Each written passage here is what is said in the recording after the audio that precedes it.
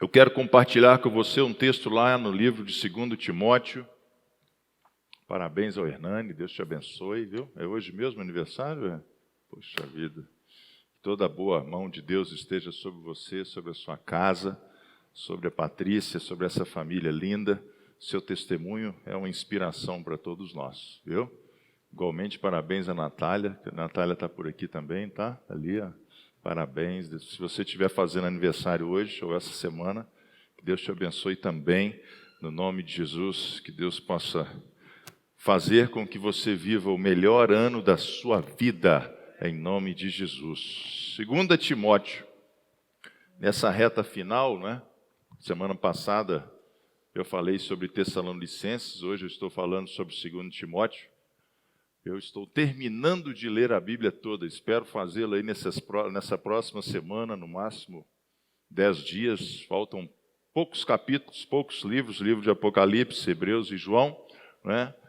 E eu quero te encorajar o ano que vem a ler a Bíblia toda. Se você quiser me acompanhar, me manda um WhatsApp, me manda uma mensagem lá no Instagram. 1º de janeiro eu vou começar de novo. Esse ano, mais de 100 pessoas me acompanharam na leitura bíblica. Nem todo mundo alguns são mais avançados que eu, outros estão mais para trás um pouquinho, mas é legal, né? Hoje a gente tem gente que faz bike junto, não é isso, Fernando? Tem gente que faz running junto, corre junto, caminha junto, faz personal trainer junto, faz gastronomia junto. Vamos ler a Bíblia junto, fala para o seu vizinho, vamos ler a Bíblia junto, né? Ou seja, um ajudando o outro, um comparando com o outro, e às vezes as pessoas me mandam mensagem, falam, eu estou aqui, o que significa isso? Não entendi aquilo outro. Então, essa semana eu passei pelo 2º livro de Timóteo, 2ª carta do apóstolo Paulo a Timóteo. Você sabe, não sei se sabe, mas se não sabe, fica sabendo agora. O apóstolo Paulo foi quem escreveu a maior parte do Novo Testamento.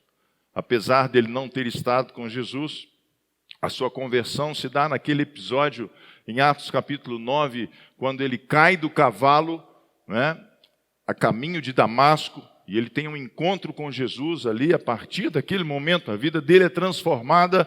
Ele de perseguidor da igreja, de alguém assim que perseguia a igreja de uma forma cruel, ele se torna um seguidor de Jesus. Uma vida que foi mudada radicalmente, radicalmente.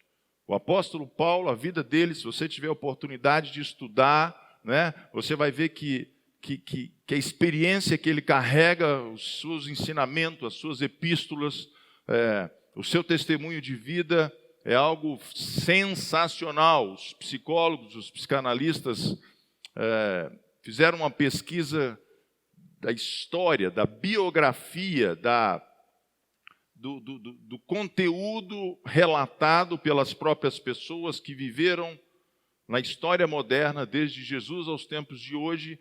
E eles traduziram o apóstolo Paulo como o homem mais contente do mundo pós-moderno. O homem que viveu o maior contentamento, o homem que alcançou a maior felicidade, em detrimento à vida dele não ter sido uma vida fácil. Nós chegamos aqui à 2ª carta de Paulo a Timóteo. Paulo, pouquíssimo conhecemos a respeito da sua família. Timóteo era para ele como um filho. 2 Timóteo é a sua última carta. É a sua última carta cronológica. Daí a pouco tempo, Paulo seria martirizado.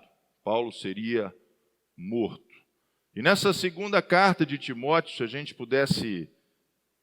O que nos encanta, são 4 capítulos, ela é bem pequena.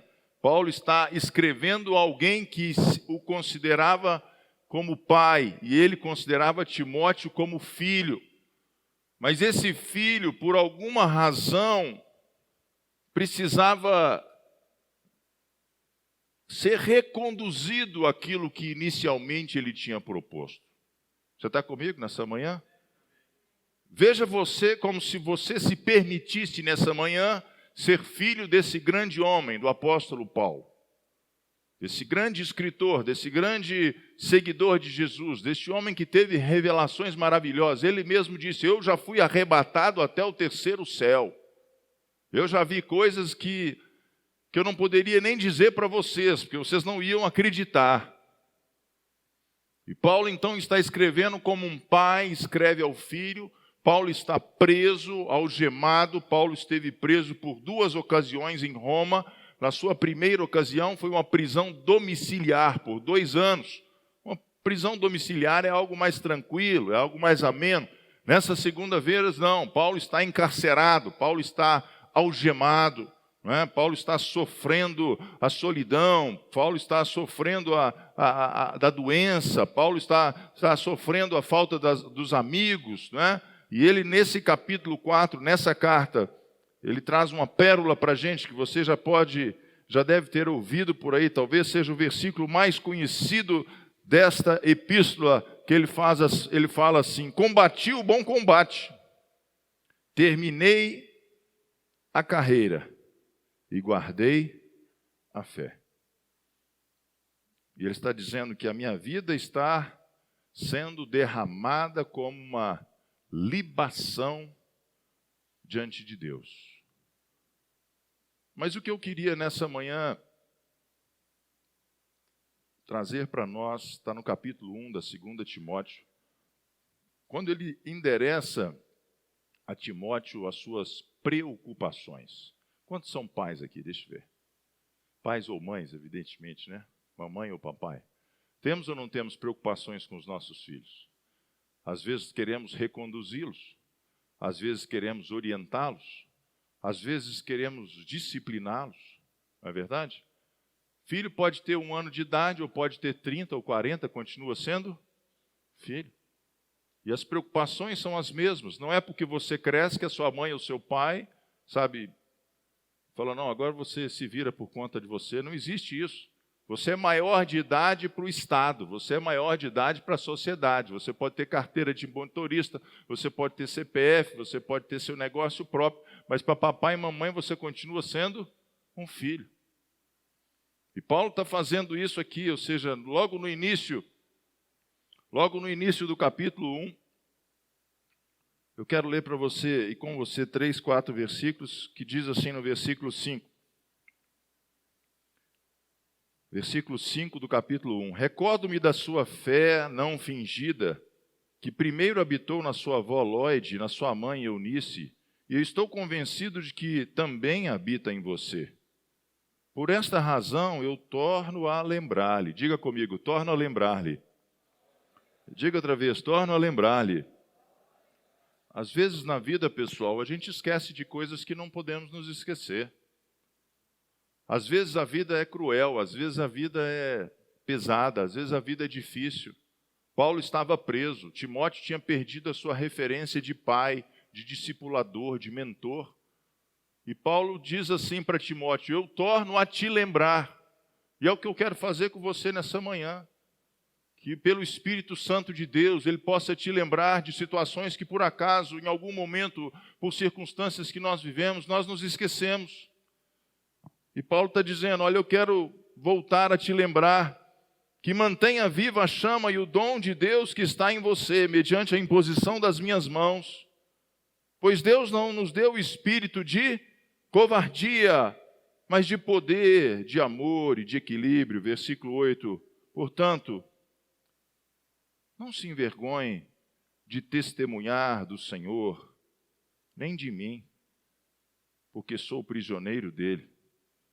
Suporte comigo os meus sofrimentos pelo Evangelho, segundo o poder de Deus, que nos salvou e nos chamou com uma santa vocação, não em virtude das nossas obras, mas por causa da sua própria determinação e graça.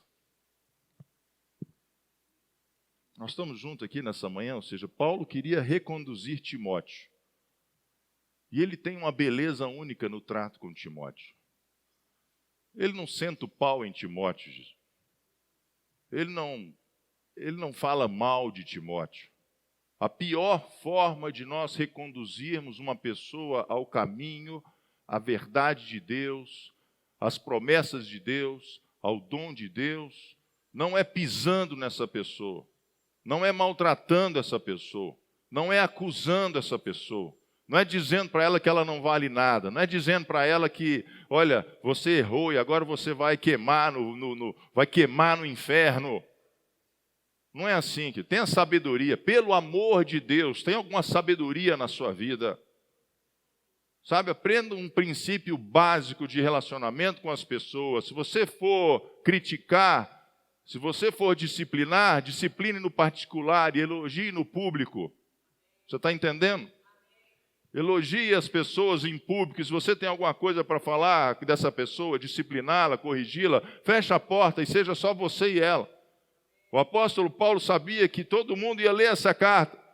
Paulo não está dizendo para Timóteo assim, cara, você pisou na bola, cara, você esfriou, cara, você abandonou o que Deus te deu, cara, vê se você conserta, senão você vai para o inferno. Não, Paulo está colocando palavras doces, palavras equilibradas, palavras que, para quem sabe ler, um pingo é letra. Você está dizendo que Deus quer conversar conosco, que Deus quer nos reorientar.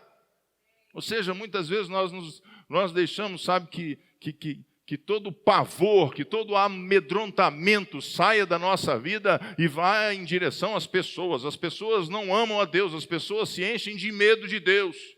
Porque nós, às vezes, fazemos isso com os nossos filhos.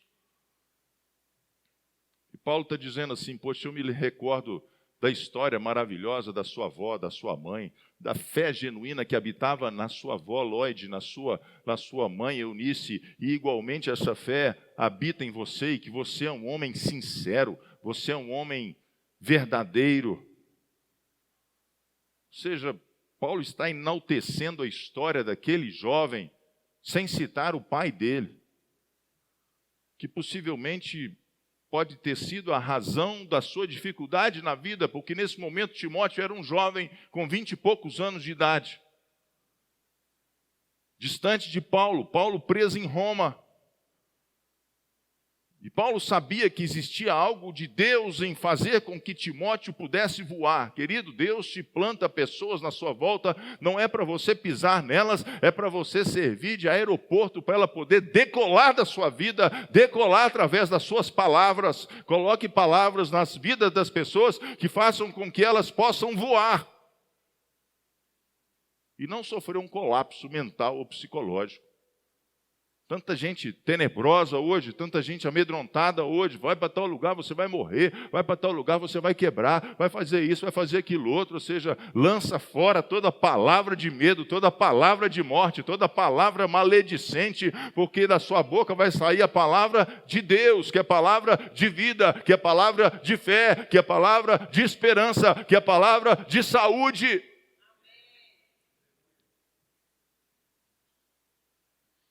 Outro dia eu ouvi alguém falando assim que a gente ensina os nossos filhos errado a escovar os dentes.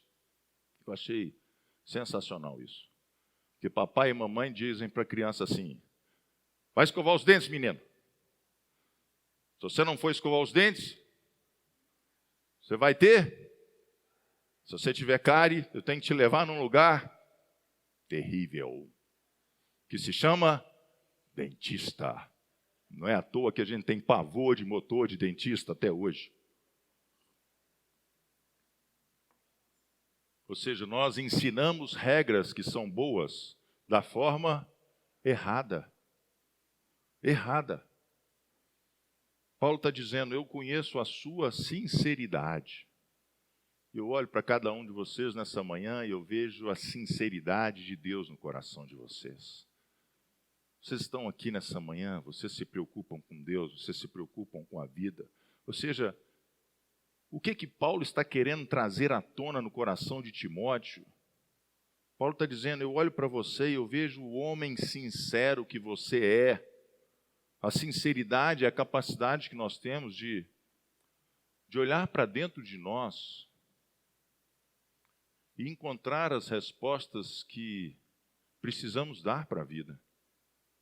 Olhar para dentro de nós e encontrar as respostas que nós precisamos dar para a vida. Sem culpar a Deus, sem culpar os outros e sem se basear em circunstâncias adversas. Sinceridade, diga comigo, sinceridade. pergunta nessa manhã não é se eu e você somos sinceros. A pergunta nessa manhã é que a gente, faz assim com a sua mão, eu posso subir o nível da minha sinceridade. Você está comigo nessa manhã? Subir o nível. Essa palavra ela vem do grego e também do latim, sincera. Sincera. Quando faziam imagens talhadas a madeira, talhadas a pedra, talhadas de qualquer forma, a imagem não ficava muito boa. Às vezes a imagem estava deformada, você está entendendo? E aí o escultor, aí aquela pessoa que fez aquela obra de arte, pegava a cera, derretia a cera e colocava naquela imagem a cera para que não aparecesse os seus defeitos e as suas falhas. Você está comigo aqui nessa manhã? Quantas vezes nós agimos assim na nossa vida? Nós queremos tapar os nossos defeitos, nós queremos tapar as nossas falhas, nós não queremos olhar para dentro de nós e enxergar as nossas fraquezas, os nossos problemas, os nossos pecados ocultos, que a Bíblia diz que é uma das mais traiçoeiras e maléficas coisas que pode existir na vida de um homem, é o pecado oculto. É algo que corrói a sua existência, é algo que dilacera a sua alma, sabe? É algo que torna o homem vil. A sinceridade é algo que alegra a Deus. Vemos uma sociedade que às vezes ela busca ser genérica, não é verdade? Ela busca ser artificial. Ela busca ser virtual, sem ser real. Deus quer que você coloque o seu coração para fora. Deus quer que você olhe para dentro de você nessa manhã e descubra uma nova forma de encarar os seus conflitos, as suas dificuldades, as suas dores, as suas fragilidades, as suas limitações. Ou só eu que tenho aqui fraqueza? Ou só eu que tenho limitação? E nós vivemos num mundo lá fora que diz que você é o cara, que você é a mulher, que você é um super-homem, que você é uma super-mulher, que você pode fazer todas as coisas, que você é bom, que você é ótimo, que você é perfeito, que você é maravilhoso, que você só falta asa para você voar, de tão santo que você é. Mas quando você entra na igreja, Deus fala com você assim, eu quero um coração contrito, um coração quebrantado, eu quero um coração sem cera, eu quero um coração sincero. Eu quero que você olhe para dentro de você nessa manhã e perceba que você pode melhorar, que você pode resgatar, que você pode recuperar, que você pode, reconsiderar comportamentos, atitudes, éticas, situações na sua vida que precisam ser transformadas. E a primeira coisa que precisa existir se chama sinceridade. Vamos falar juntos? Sinceridade marca aquele homem que foi o filho pródigo. Porque a sinceridade, a primeira coisa que ela faz é nos levar a uma consciência do nosso estado real. Será que você tem essa consciência? Pergunte aí para quem está do seu lado, será que você tem essa consciência? Nos leva à consciência do estado real em que vivemos. Vocês se lembram do filho pródigo? Quantos se lembram aqui do filho pródigo? A Bíblia diz que aquele homem foi se degradando, diminuindo, até chegar a um ponto de viver entre os porcos e comer comida de porcos. E muitos dias se passaram, até que a Bíblia diz que ele caiu em si mesmo e viu aonde ele estava, e viu o que ele estava comendo, e viu o que ele tinha se tornado, quem ele tinha se tornado. E essa é a primeira, a primeira beleza que existe na sinceridade, eu e você podermos olhar para dentro de nós e dizer assim, Deus, aumenta o meu nível de consciência a meu respeito. Vamos fazer essa oração nessa manhã? Deus, aumenta o meu nível de consciência a meu respeito. Já passou pela sua cabeça que Deus quer que você seja um pai melhor, uma mãe melhor, um esposo melhor, uma esposa melhor, um filho melhor? Um filho de Deus melhor já passou? Já passou pela sua cabeça que Deus quer que você promova na sua vida mudanças? Já passou pela sua cabeça que você precisa, sabe, amanhã e daqui a pouco 21 está às portas aí, que você precisa construir uma nova versão de você mesmo? Porque se você está satisfeito com quem você é, pouco Deus fará pela sua vida. Vou repetir. Se você está satisfeito com quem você é, pouco Deus fará pela sua vida. Eu oro nessa manhã para que você seja instigado, para que você seja desafiado, para que você seja incomodado, sabe? Para que dê comichão aí na cadeira que você está sentado. Fala assim, eu quero ser uma pessoa melhor, eu quero ser alguém melhor, eu quero ser um pai melhor, eu quero ser um marido melhor, eu quero ser um pastor melhor, eu quero ser alguém que se relacione com a sociedade, alguém que dê mais frutos. Ou seja, que Deus eleve o nosso nível de consciência do nosso estado real. Diga aí para quem está do seu lado, você pode ser alguém melhor.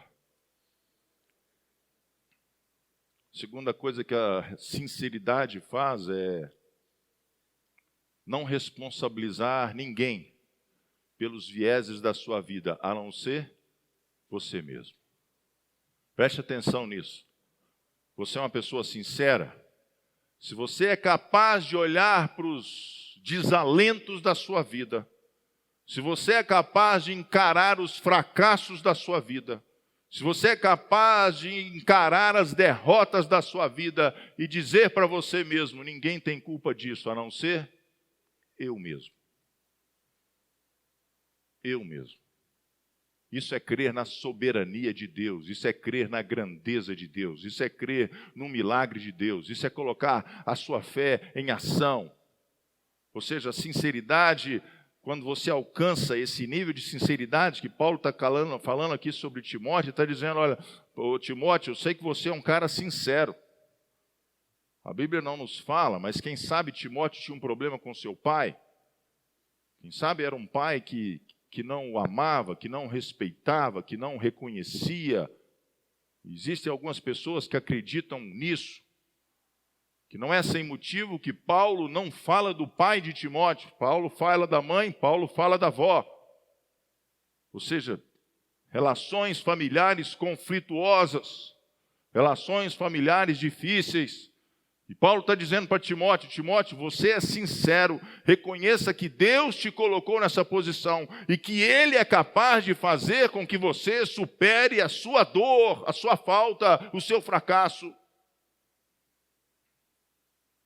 A sinceridade não joga a culpa nas pessoas, a sinceridade busca a responsabilidade para si mesmo.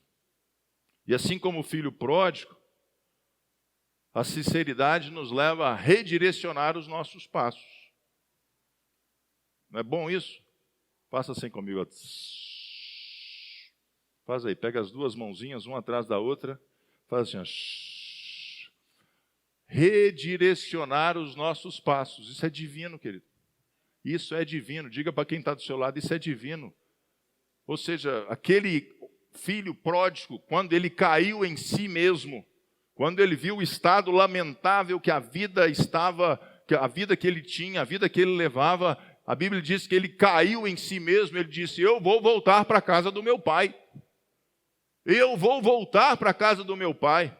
Não é possível que o meu pai não vai me dar comida, não vai me dar uma cama, não vai me dar uma roupa, mesmo eu já tendo feito tanta coisa má contra o meu pai, mesmo eu já tendo lançado mão de toda a minha herança, mesmo eu tendo desfeito do meu pai, mesmo eu tenho desonrado o meu pai, mesmo eu tendo falado mal do meu pai, mesmo eu tendo feito tudo de errado na minha vida, todas as escolhas erradas que eu fiz, todas as companhias erradas que eu fiz, a Bíblia diz que ele caiu em si mesmo e disse para si mesmo, eu vou voltar à casa do Pai.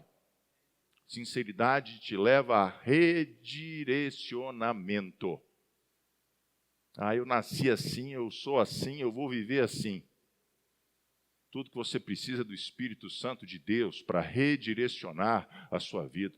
redirecionar o seu temperamento, redirecionar o seu comportamento, redirecionar a sua relação com as pessoas. Eu sou emburrado assim mesmo. Emburrado é porque você ainda não encontrou com Jesus, é porque você ainda não permitiu que Ele fosse o Senhor da sua vida, é porque você ainda não chorou aos pés da cruz, falar, eu sou assim mesmo, brigão, sabe, meu temperamento, eu sou genioso, bateu, levou, é assim que eu sou. É que você precisa encontrar com Jesus. Ele é a estrela da manhã, Ele é o lírio dos vales, Ele é a rosa de Saron. Ele vai te fazer ficar calmo, tranquilo. O que a Bíblia diz que é os frutos do Espírito Santo, Gálatas capítulo 5. Você está entendendo?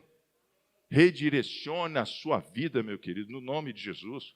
Seja humilde o suficiente para olhar para dentro de você e dizer, eu quero ser redirecionado pelo Espírito Santo de Deus. Vamos fazer essa oração nessa manhã?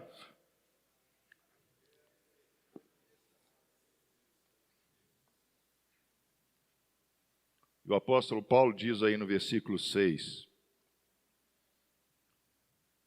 por essa razão, eu quero te lembrar que mantenha viva a chama do dom de Deus que está em você, mediante a imposição das minhas mãos. A minha versão é a Nova Versão Internacional. Em outras versões diz assim, por essa razão, eu quero que você reavive em você o dom que recebeu mediante a imposição das minhas mãos. Paulo, em outras palavras, está dizendo para a gente o seguinte, o que nós perdemos nessa vida, pessoal? E precisamos resgatar. Agora, final de ano é uma época propícia, onde as pessoas gostam de anotar os sonhos, os ideais para o próximo ano. E é bom que a gente faça isso, é legal, é legítimo. Mas talvez tão importante quanto projetar o ano futuro, seja a gente olhar para dentro de nós mesmos com sinceridade e perceber se alguma coisa nós perdemos. Perdemos.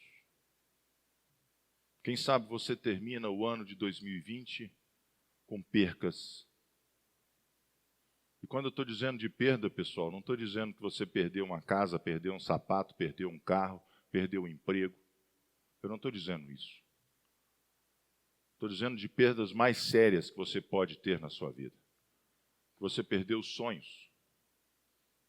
Que você perdeu objetivos de vida. Que você perdeu integridade, ética, respeito, amor próprio.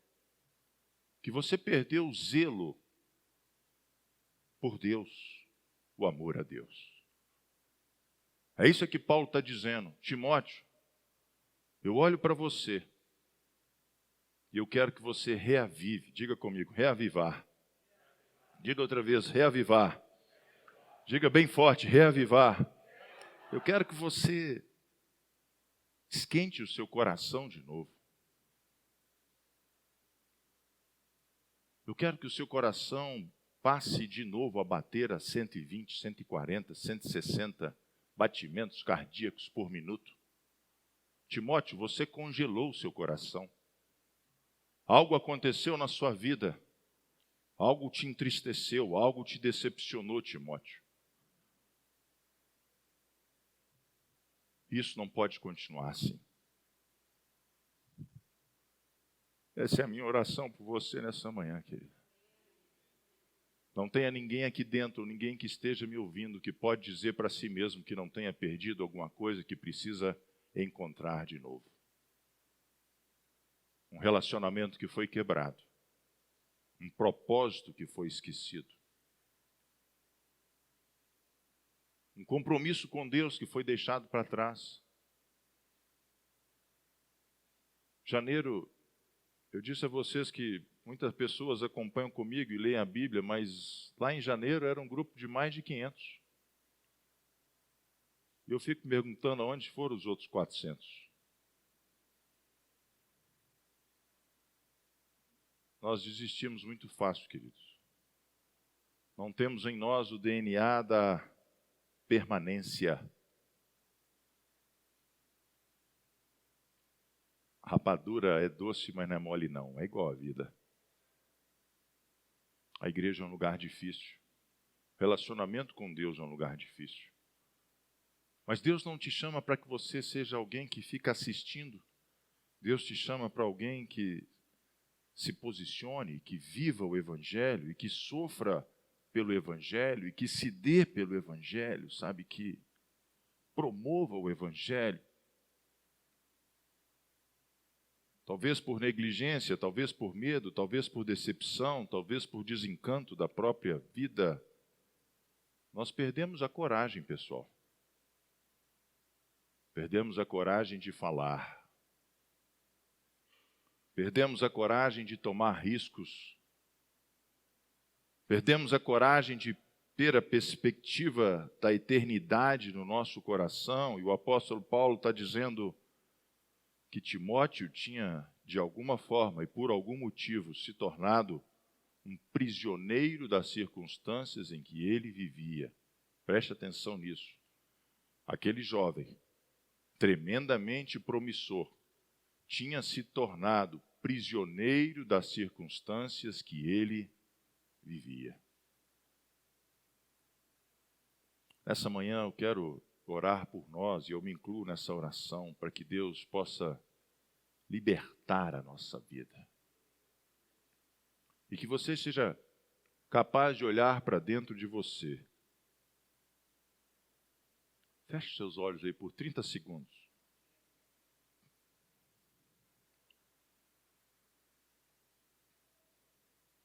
E responder para você mesmo. O que eu perdi que eu quero de volta? O que eu perdi que eu quero de volta? Às vezes na vida a gente fica preocupado se perdeu o dinheiro. Se perdeu, se a namorada foi embora. Se o emprego foi embora. Se a oportunidade de negócio foi embora. Se aquela compra que você queria fazer foi embora e você perdeu. Mas existem coisas mais importantes do que isso, pessoal. Você pode ter perdido o emprego, Deus vai te dar outro. Você pode ter perdido a compra de um apartamento, de uma casa, Deus vai te dar outro. Você pode ter perdido um bom negócio, Deus vai te dar outro. Existe coisa mais importante que às vezes a gente perde. E pior, a gente não se dá conta que perde.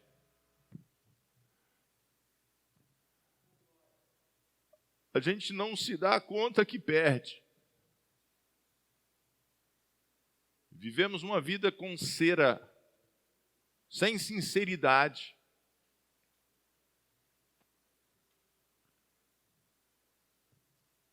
O que você perdeu? O Espírito Santo de Deus traga a memória de cada pessoa que me ouve nessa manhã, cada pessoa que está aqui dentro nessa manhã.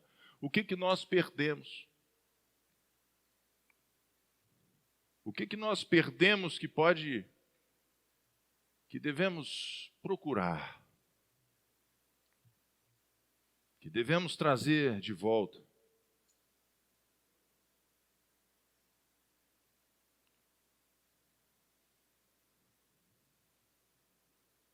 O apóstolo Paulo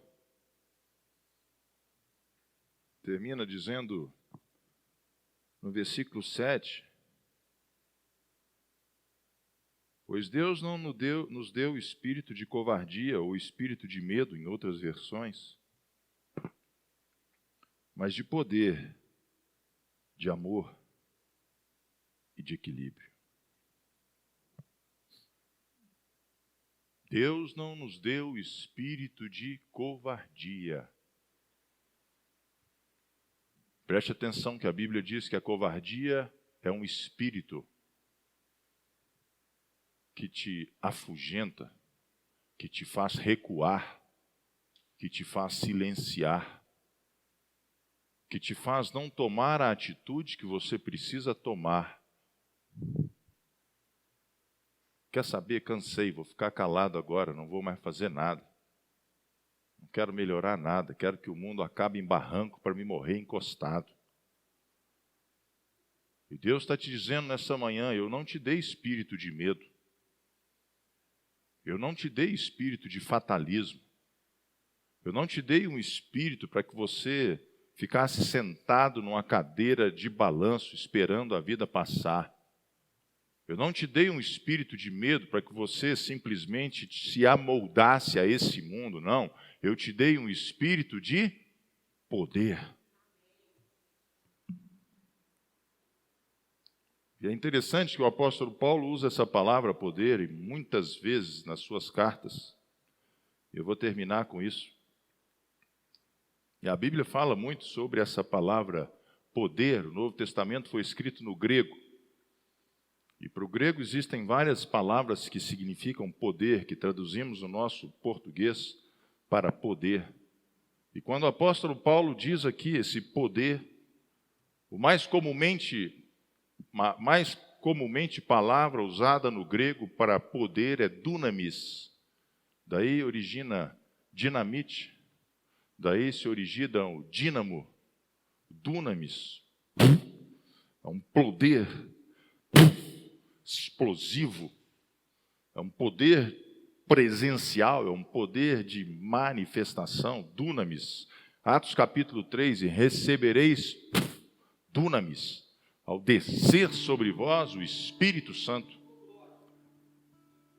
Mas Paulo, quando escreve essa carta a Timóteo, ele não usa esse termo dunamis.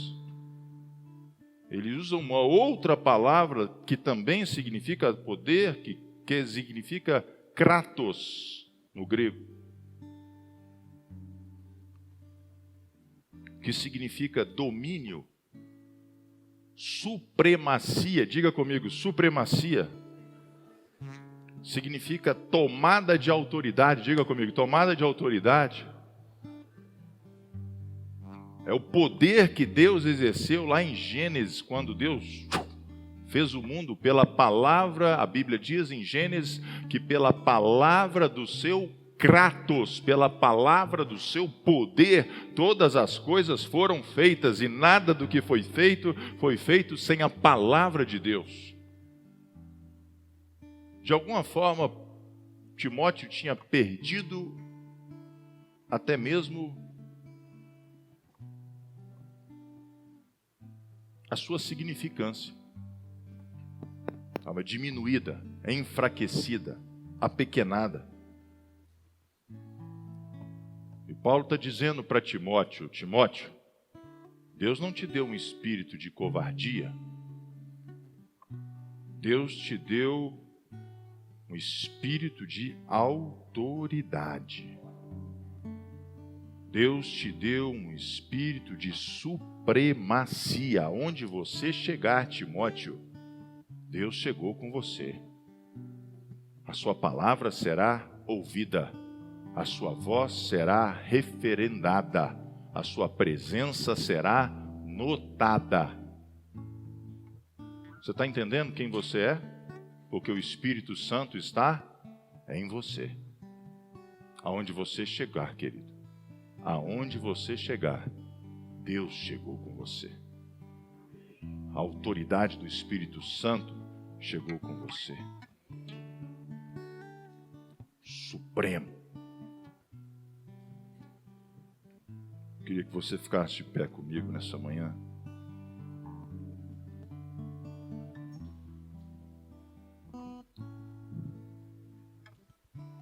O apóstolo Paulo diz assim: pela imposição das minhas mãos, eu quero que você se lembre e reavives o dom de Deus que está em você. Mas é interessante que Paulo estava preso. Paulo não mais se encontraria com Timóteo.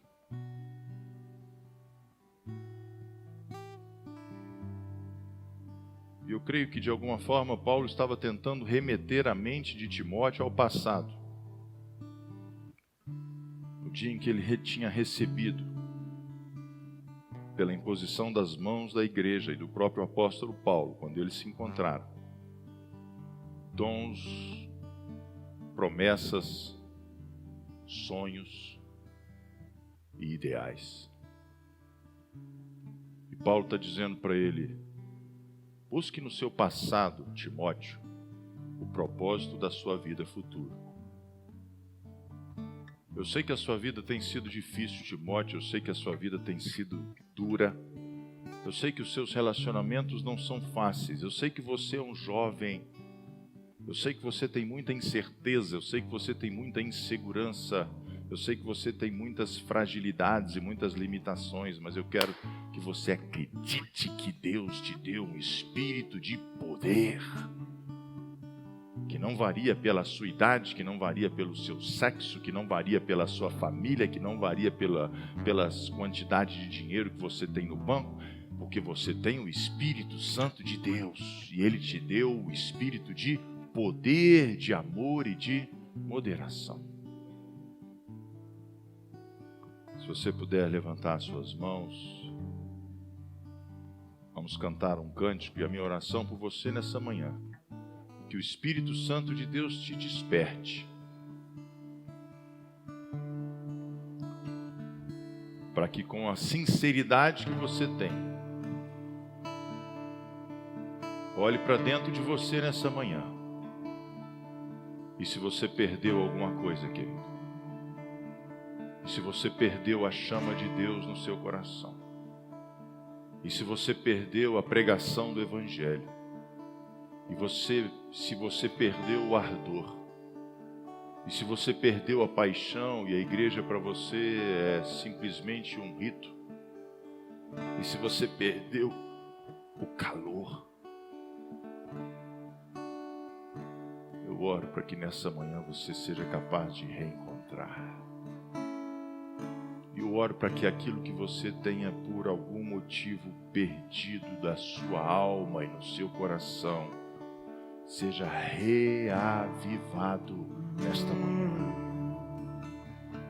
Reaviva, Pai.